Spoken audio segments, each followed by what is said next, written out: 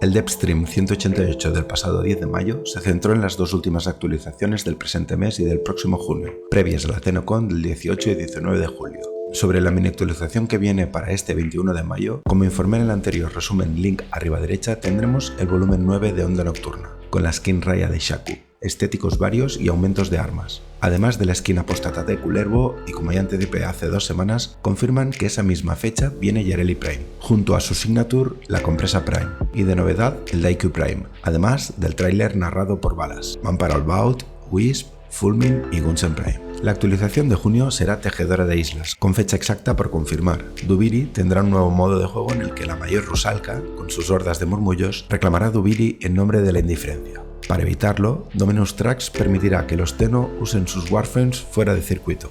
También con Tejedora de Islas se nos presenta el nuevo Warframe Oraxia y sus armas distintivas, un látigo y una secundaria arrojadiza tipo Despair. Enfrentando a la misma Oraxia se conseguirá un nuevo recurso, los caparazones arácnidos canjeables por los planos y componentes del Warframe y armas. Pero eso no es todo, con la actualización viene un nuevo evento de clan por tiempo limitado, la operación Octava Garra, en la que se podrá conseguir arcanos, varios estéticos y trofeos, al estilo operación Vientre de la Bestia. Otra diadema Signa y una nueva guadaña pesada Incarnon. Los tokens, en lugar de trizas o motas, serán los áureos de Dominus. En este evento se podrán conseguir también abrazaderas de pazos sin jugar el oro Wyrm.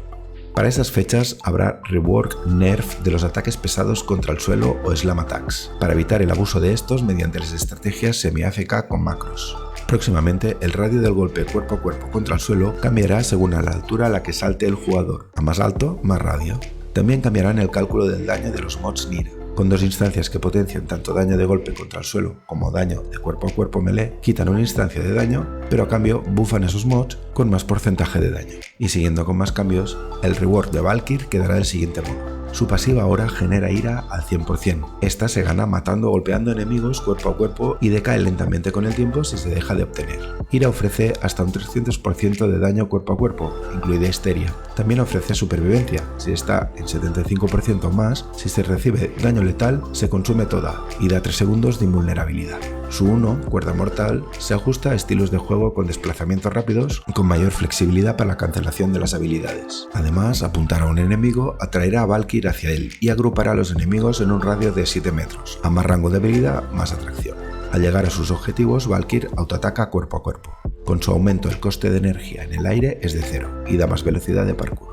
Su 2 grito de guerra se lanza en movimiento, será recasteable, su duración base aumenta, afecta aliados en rango de afinidad, recuperando efectos si te mueres o te anulan o te sales y entras del rango de habilidad. Su 3, parálisis, ahora debilita enemigos al daño cuerpo a cuerpo en un 50% y ralentiza a un 30%. Ambas aumentan con fuerza de habilidad. No consumen escudo, solo 50 de energía. Su aumento hace ragdoll y agrupa a los enemigos. La ulti Histeria ya no vuelve invulnerable a Valkyr, pero es inmune a los efectos de estado, se elimina la autorreflexión del daño y se triplica la armadura obtenida con grito de guerra. Se baja su drenaje de energía por segundo y el robo de vida sube a 50, escalando con fuerza de habilidad. Sus garras ganan alcance, pierden el impacto y son eminentemente de cortante. La guardia de sus garras recibe mejoras de movilidad, daño y efectos de estado forzados para ciertos combos. Su aumento enfurecida incrementa a 350% el daño y la probabilidad crítica. Dejo link a su Deck Workshop en la descripción. Y hablando de Valkyr, para el 21 de julio, post TennoCon, sacarán la skin Hail Room de Valkyr. Otra Hail Room que vendrá es la de Bauan,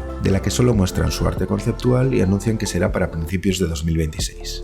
Por último, más cambios en la calidad de vida para nuevos jugadores, para hacer Warframe más amigable, más conectado y con mejor continuidad o flujo de juego. Destacan el reward de Bor, más cambios en las convergencias con tareas y recompensas, bajan la dificultad de Rajak para la aventura de la nueva guerra, las plantas ahora ya no se escanean, se recolectarán como loot tipo Deimos, cambios en la tienda de las Incarnon para facilitar su obtención, 4 nuevos aumentos de Warframe, Kullervo, Caliban, Citrin y Jade, y añadir que buffarán la Ambassador y mejorarán el drop de Holollaves corruptas garantizando una por Tormenta del Vacío más una adicional si se juega en próxima velo.